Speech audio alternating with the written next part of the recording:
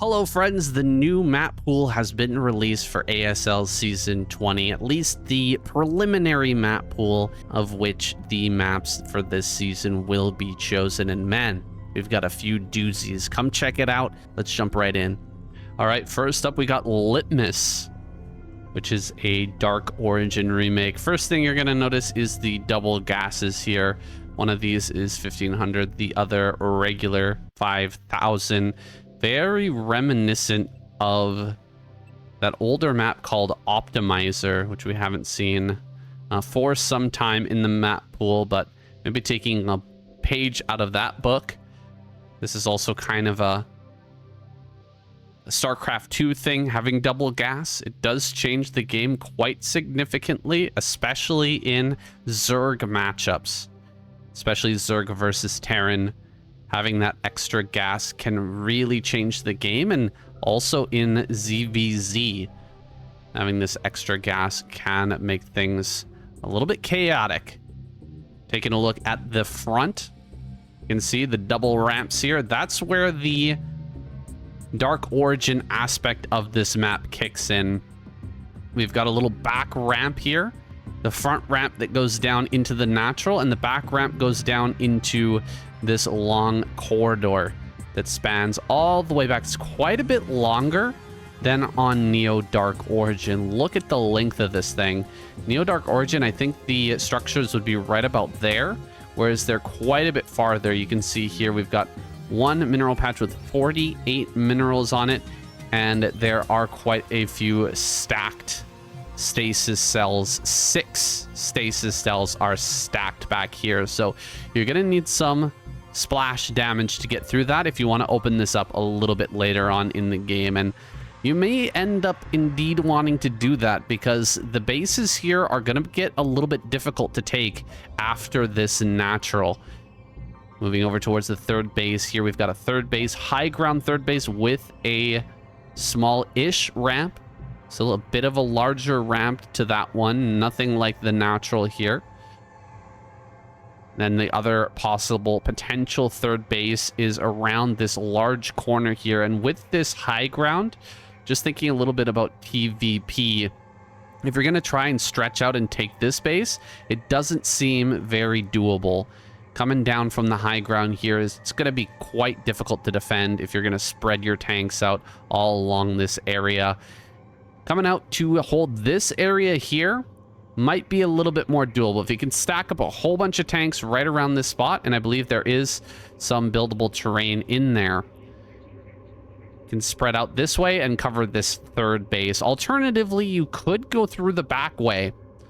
After taking the natural, go through the back, clear out this stasis prison, and then come up onto the high ground here, stacking tanks right around this area.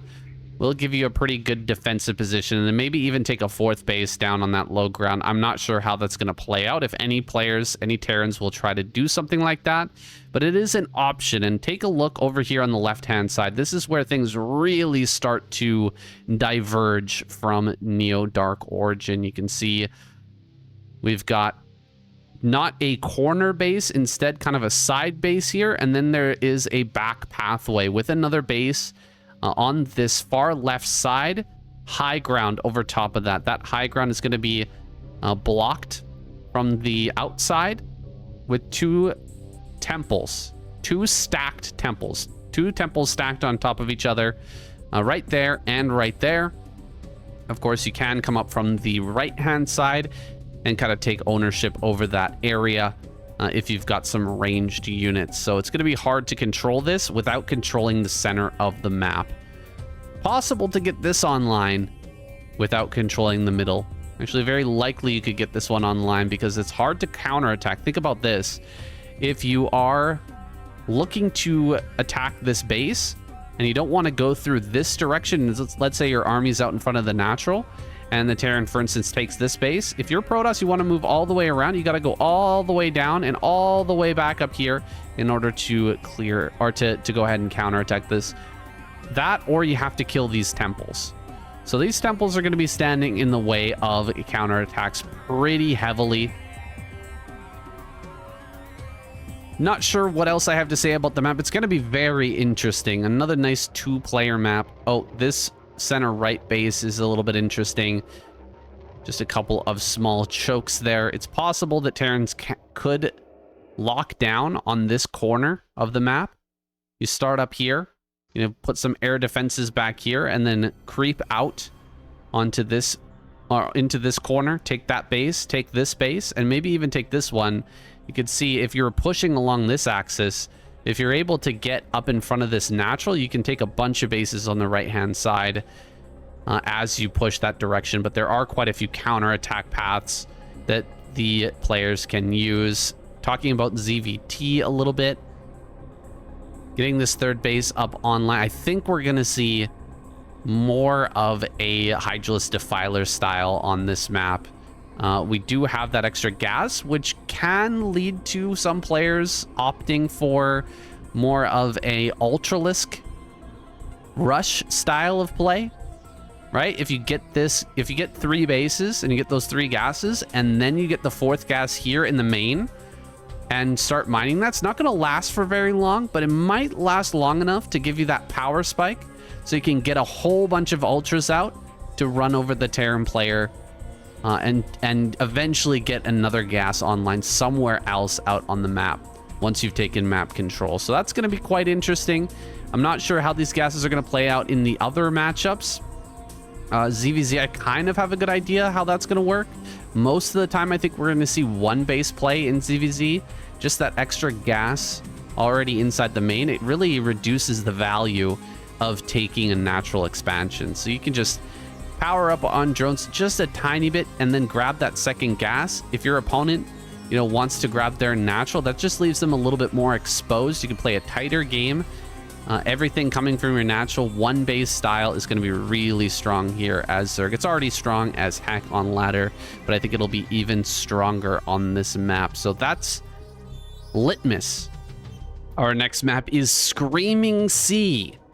This is going to be the 76 of the map pool. Such a strange map. It's almost impossible to say exactly how this one is going to go.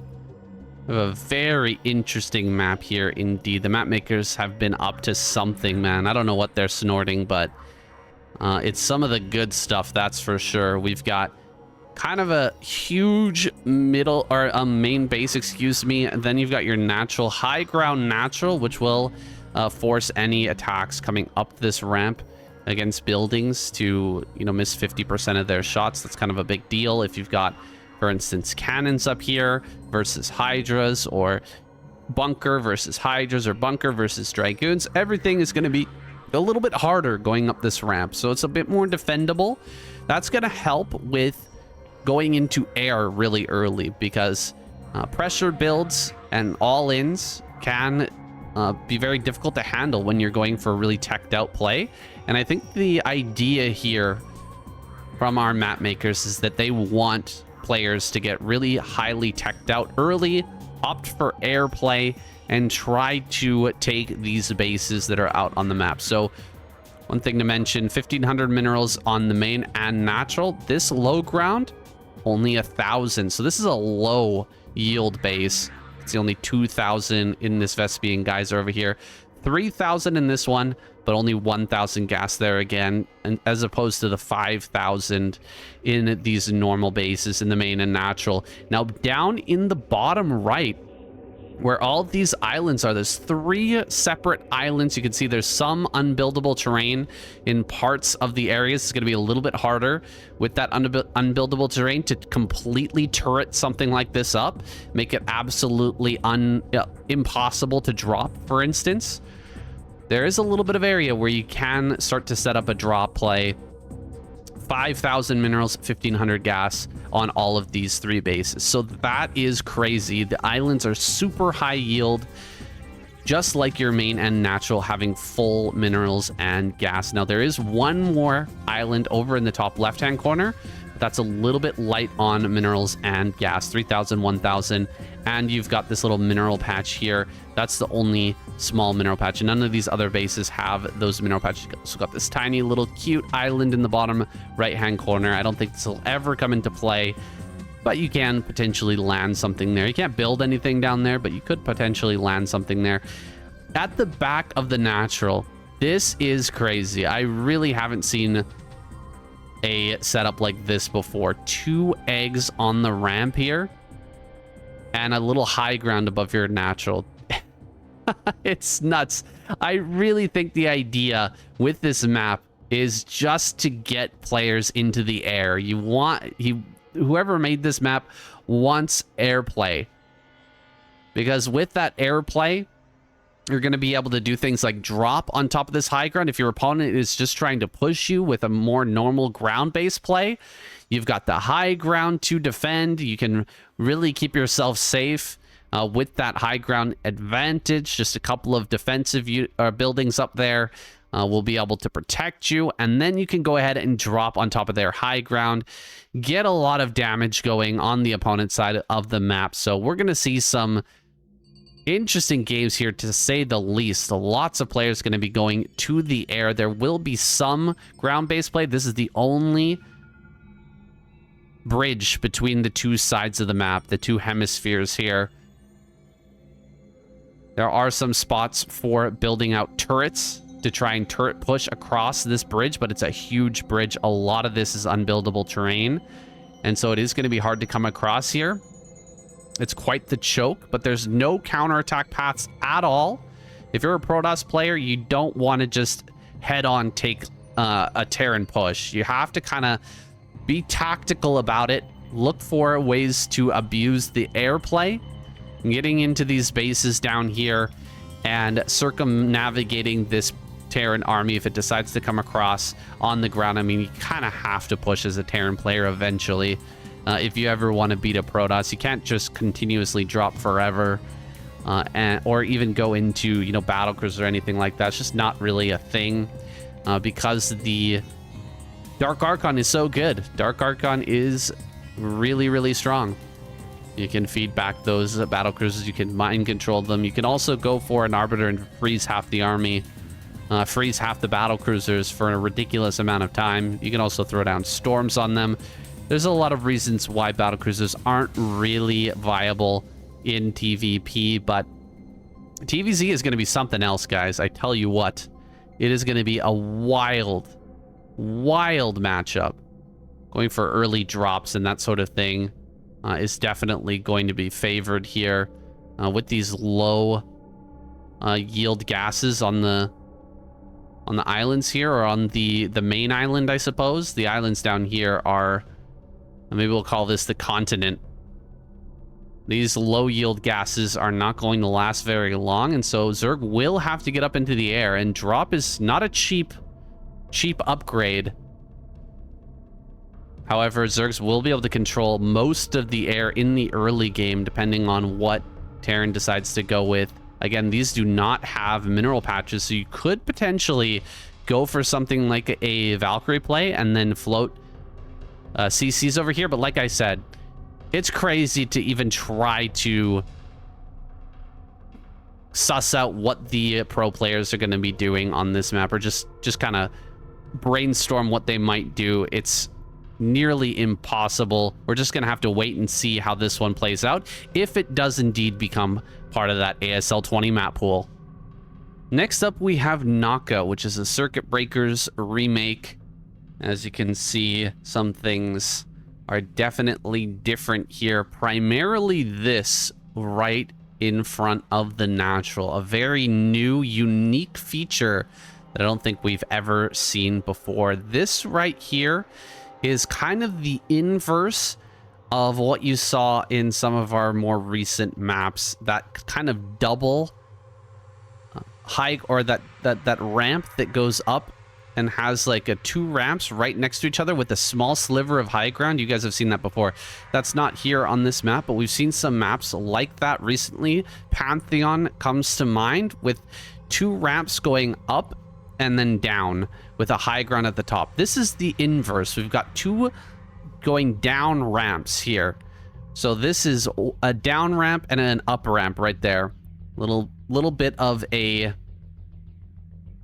what would you call it, like a ditch right in front of the natural. So this area right here maybe even a little bit larger than that. That area right there is actually low ground in front of the natural. So a very interesting feature what the map makers were working with this one. So if you have anything that has range, something like, again, think Hydra Bust, Dragoons, or Marines trying to bust through defensive structures, cannons, sunken colonies, that sort of thing, it's going to be a lot harder for those units to strike up on this high ground. And if you've got them all on the low ground, you're not even going to be able to see up on either side. So you need something to spot, possibly on this side, you know, halfway up at least. And then you're going to be firing and missing about half your shots. So if there's, for instance, a bunker right here, and all of the Dragoons are on the low ground, firing across or up onto that bunker, you might have some problems with mischance. Same sort of thing if you have Sunkens in a line right there.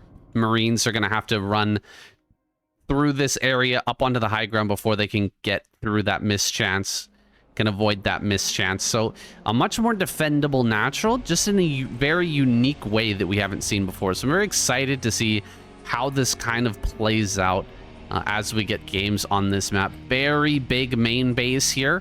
Now this is kind of, it looks kind of funny. Hard to kind of tell what's going on right here, but this is like the highest of high grounds. That's what they're using for this. This is kind of like a catwalk on top, because we've got high ground and then middle ground, and then we have all the way down to the lowest of the low ground. So there's 3 levels, 1, 2, and 3. This is also on high ground here. So the highest of the high ground here is also that on that 3rd level. This is 2nd level here, and there's 1st level down here. And then you've got this, which is kind of like above that 3rd level. That's like the 4th level of high ground. And so that is also going to be vision blocking. So if you're in the main base, you're building turrets up in here or something like that, this is going to be high ground above. It's just a way that the map makers, it looks funny, but it's just a way that the map makers can get around the fact that there's only 3 levels of ground, right? There's 1, 2, 3, and then this is technically a 4th. It's even higher than this ground right here. So that's going to be on all of these bases, kind of like this, right? Here you've got the 2nd level, and then this is the 3rd level of high ground. So that's vision blocking, and you can harass, for instance, over this wall. It makes things easier to do drops in that. It's just all the way around the base. You're going to have that vision blocking high ground that's going to prevent, let's say, shuttle coming in and there's turrets here. The shuttle is going to make it further than if this wasn't there and you were able to see it coming. So just a bit of an interesting addition here to this map. Now, as I said, it is kind of a remake of Circuit Breakers. You've got the double ramp heading into the middle. Very short ramps there. I believe it's shorter than on Circuit Breakers, these ramps. You've got a big ramp going up into a mineral-only base up on that high ground. And then you've got these high grounds all littered around the map. This one has a gas. I believe this one's got a gas as well. I believe these are all full bases. Yes, they are. 1,500 minerals on all of these patches and 5,000 gas at each of these. This should be a very interesting map. I'm really looking forward to seeing some great games here. Some good TVPs. Definitely were had on Circuit Breakers, the original. And with this kind of an interesting setup, I'm curious to see what we're going to get. Mineral patches on the ramp. Seems like the mineral makers are utilizing a lot of these 0 on those fields. So that's kind of interesting as well. That means that if you're doing something like holding the ramp with maybe like a couple zealots or something like that, you can bring up, for instance, a drone, mine that, and then you open up the pathway to get inside. Could have some sort of an effect. Usually they have, like, you know, a few minerals at that, maybe 16 or something like that, so that you have to bring multiple drones or multiple probes or whatever to try and mine those out. But here, just 0 on those patches. Even the scouting worker could come over and mine those out for your opponent. pretty quickly so that you can, you know, fit more stuff up that ramp later on if you're going to do something like an all-in. So a lot of interesting stuff happening with this map. One thing to mention as well, this is buildable terrain here in the middle, but most of this is not buildable terrain. I think it's just this right there. This is buildable terrain, but most of the rest of this is not. I believe this is not buildable terrain as well. So you're not going to have a lot of instances where Terran's going to be pushing and building a lot of turrets behind their push, you know, doing like a very concerted push. You're going to have to kind of spread out, maybe lock down 4 bases here as a Terran player, get this corner of the map, take this whole area, all of these bases here, and just lock it down, kind of like circuit breakers, and then smash out on the map with a 200 army. I think that's maybe what we're going to see out of Terran players in that TVP matchup. As for TVZ, of course, pretty stock standard. You do have these bases, which could, you know, set you up for a pretty easy 3 base where you could go into Hydralisk Defiler, maybe. You know, put some Sunkens on the high ground there. Maybe it's pretty easy to defend with Sunkens because of this. I'm not sure how much this is going to affect that sort of low ground here. I don't know how much that's going to affect Marine Bus, but I'm sure it's going to have some sort of an effect. Might make it a little easier to defend, and then putting Sunkens on high ground there. Pretty difficult to shove a bunch of Marines up this ramp. It's not the smallest ramp in the world, but maybe you can hold there and go for a Hydralisk play, Hydralisk Defiler, or maybe we're going to see Zerg players just take this base, build a bunch of Sunkens, and possibly go for faster Ultra Tech, going for crazy Zerg. Maybe that's going to be the case if we can get Hatch up and this actually plays a big role and helps the Sunken colonies defend well. Then we might see more Sunken based play out of the Zerg players and more of that crazy Zerg style. Again, it's all just going to have to play out.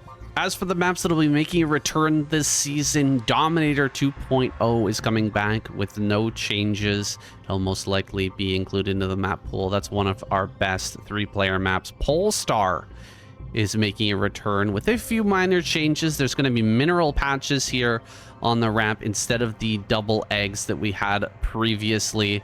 They've also made a change to this 3rd base, setting things up here so that larva doesn't die when you add a macro hatch below the hatchery here. That was something that was really annoying me on this map. But 1 hatchery there and then a 2nd hatchery here. And then your larva just keeps dying over and over and over again, and you never get the full use out of that hatchery. So I'm glad that they're going ahead and making some of these important changes. I think they were adding a little bit more buildable terrain in the main attack path as well. But other than that, very small, minor changes to the bug fixes and changes to different like doodads on the map and stuff, just making things a little bit cleaner. Really glad to have Polestar still in the lineup, guys. But our final map is going to be Radion. It's making a comeback, of course, with very minor changes.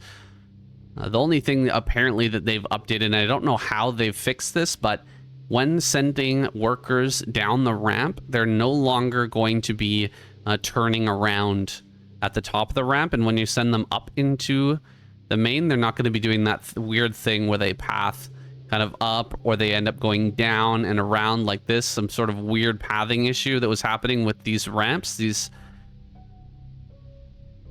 especially the inverse ramps tend to have problems like that, but it seems like apparently, according to the bug notes, that they fixed that, the patch notes, that has been dealt with now. Also, they've indicated that they've made it impossible to completely wall this in as the Protoss player, to not allow Zerglings in on these 2 areas. So apparently before, and I think I've seen this a few times, you were able to put down a pylon and then another pylon and put a cannon back here, and Lings couldn't make it in through both sides in order to try and deny that. And it just made cannon rushing really brutal on this map in these positions. But they've made a bit of a fix to where, yes, you can still cannon rush in these spots, and drones won't be able to slip by there, but at least if you get the lings out on time, there's only one cannon there. You can slip by the lings and eventually get on top of that cannon to take it out. That is a very nice change for us Zerg players, making it a little bit more doable to be able to break these cannons. You don't have to make sunkens in order to get rid of that, and you can potentially hold on. But other than that, no other changes. This is a near perfect map. I'm very glad to have it in the map pool once again. We'll be having some updates later on about exactly which maps are going to get chosen, guys. So thank you so much for watching. I hope you've enjoyed this video. If you did, give it a like. Consider supporting, subscribe, and watch out for more great content. Thank you guys so much for watching, and I'll see you next time.